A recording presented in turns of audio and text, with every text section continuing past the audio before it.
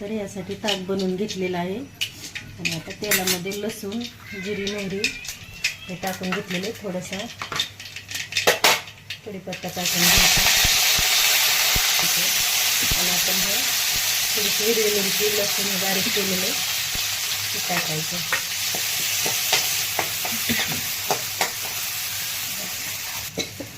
थोडी हळद टाकून घ्यायची. तर हे लई पण नाही टाकायची हळद, थोडीशी टाकायची. ते थोडंसं बेसन पीठ टाकून मिक्स करून घेतलेलं आहे, चांगली परतलेलं आहे. तर आता हे मिक्स केलेलं टाकून घ्यायचं.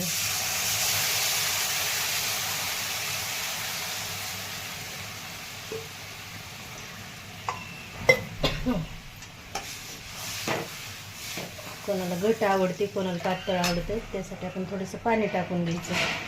आपल्याला थोडीशी पातळ लागते.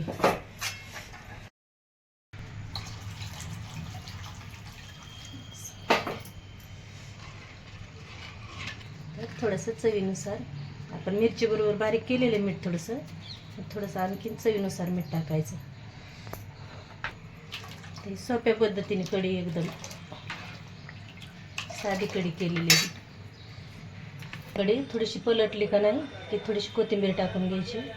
ही कढी खाण्यासाठी तयार झालेली आहे. या कढी खायला. व्हिडिओ जर आवडला तर लाईक करा.